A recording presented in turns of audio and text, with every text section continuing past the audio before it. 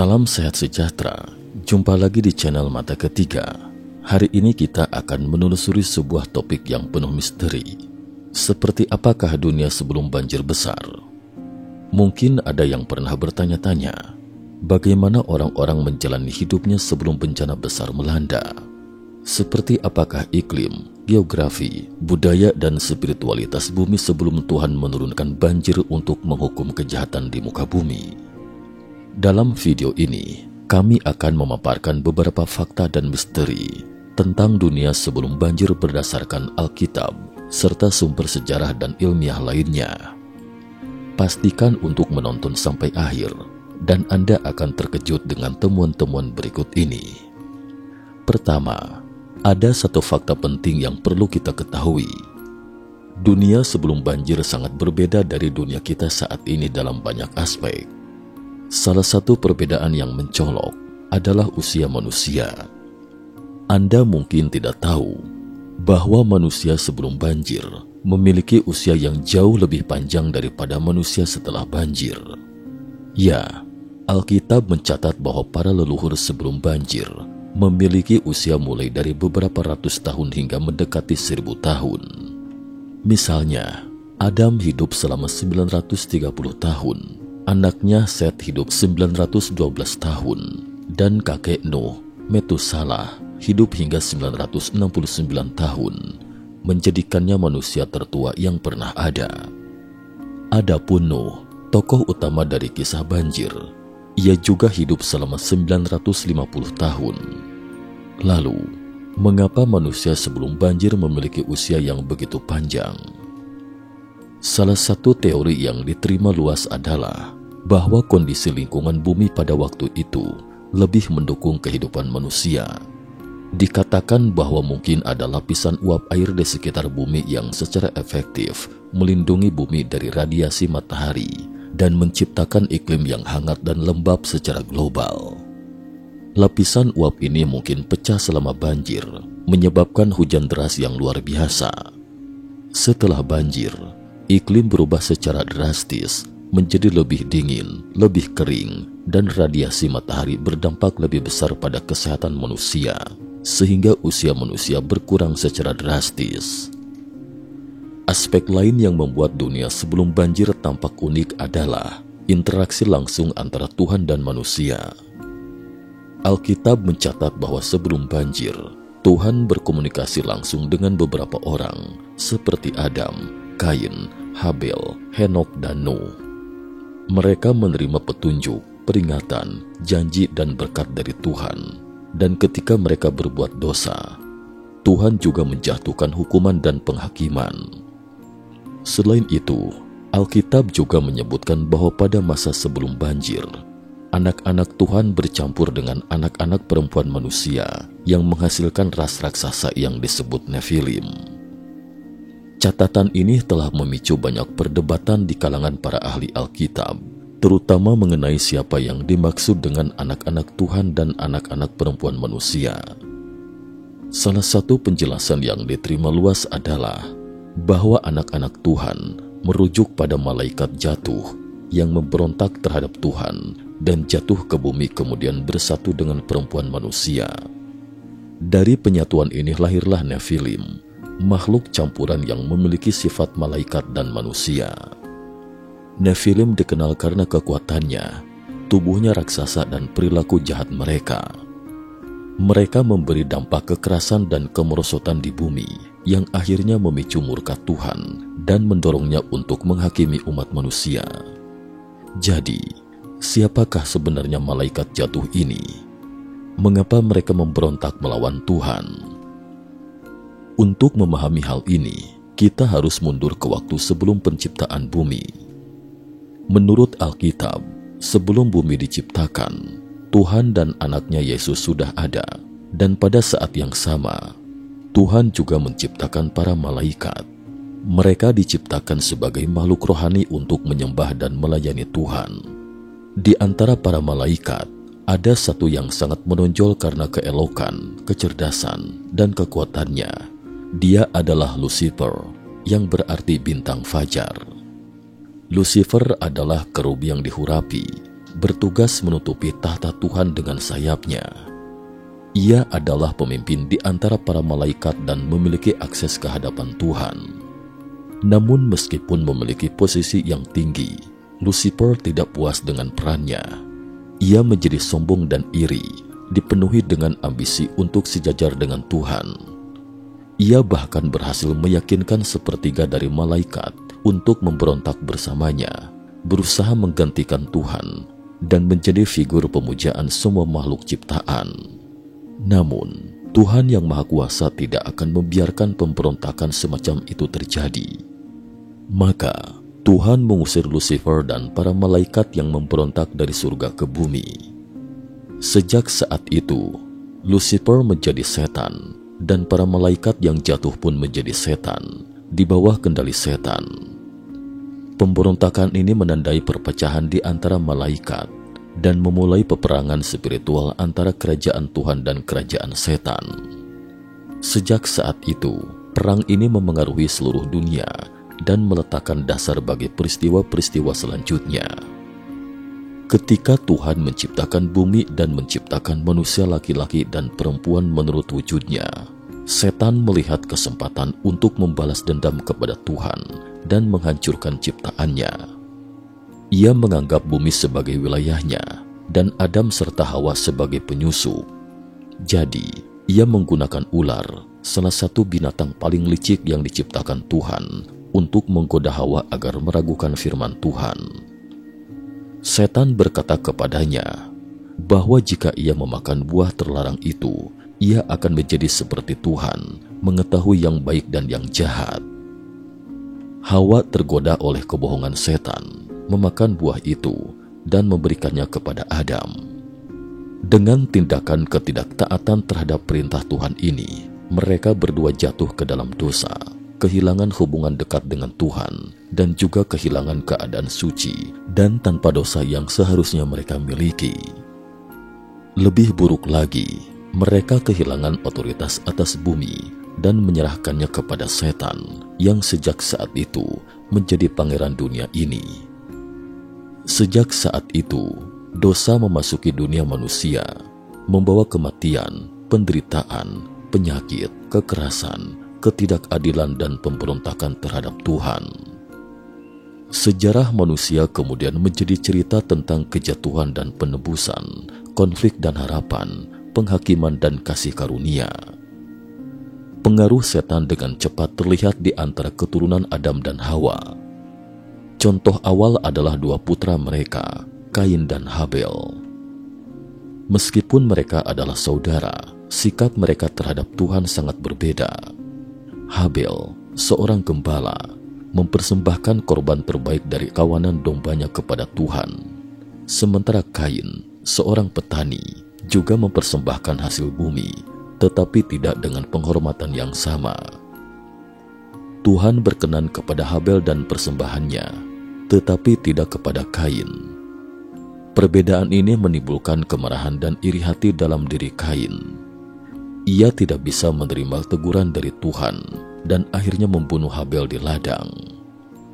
Meskipun Kain menjadi pembunuh dan melarikan diri, namun dia bukan saja memiliki keturunan. Dia menikahi seorang wanita yang kemungkinan besar adalah keturunan Adam dan Hawa, misalnya saudara perempuan atau keponakannya. Menurut Alkitab, Adam dan Hawa melahirkan banyak anak lagi setelah Kain dan Habel. Oleh karena itu, pada masa awal manusia, pernikahan antar kerabat dekat tidak dapat dihindari karena semua manusia adalah keturunan Adam dan Hawa. Istri Kain melahirkan seorang putra yang diberi nama Henok. Kain juga membangun sebuah kota dan menamainya sesuai dengan nama putranya. Ini adalah kota pertama dalam sejarah yang menunjukkan kemampuan Kain dalam bidang pembangunan dan organisasi. Keturunan Kain kemudian berkembang. Beberapa di antaranya mencapai prestasi yang luar biasa, seperti Yabal, yang dianggap sebagai nenek moyang orang-orang yang tinggal di kemah dan menggembalakan ternak. Yubal, saudara dari Yabal, adalah nenek moyang semua orang yang memainkan kecapi dan suling, sedangkan Tubal Kain adalah seorang pandai besi yang mahir membuat alat dari tembaga dan besi. Prestasi keturunan Kain menunjukkan bahwa umat manusia mulai berkembang dengan peran-peran yang berbeda mulai muncul dan peradaban mulai terbentuk. Namun ini juga berarti manusia semakin menjauh dari Tuhan, jatuh ke dalam penyembahan berhala, kekerasan dan imoralitas. Dalam Kejadian pasal 4 ayat 23-24 disebutkan bahwa Lamek, putra Tubal Kain, adalah orang pertama dalam sejarah yang memiliki beberapa istri. Dia menikahi Ada dan Zila. Namun Lamek tidak hanya terkenal karena memiliki banyak istri, tetapi juga karena menjadi pembunuh. Menurut kisah di kitab Kejadian, Lamek membunuh seseorang karena dia terluka. Bahkan seorang pemuda yang hanya menyakitinya sedikit juga dibunuh olehnya.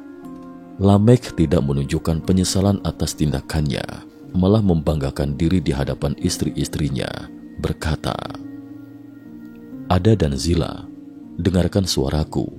Istri-istri Lamek, dengarkan ucapanku. Aku telah membunuh seorang pria karena melukaiku, dan seorang pemuda karena memukulku. Jika Kain akan dibalas 7 kali lipat, Lamek akan dibalas 77 kali." Sementara itu, Adam dan Hawa melahirkan seorang putra lagi yang diberi nama Set, yang artinya pengganti. Nama ini diberikan karena Set dianggap sebagai penerus Habel yang dibunuh oleh Kain.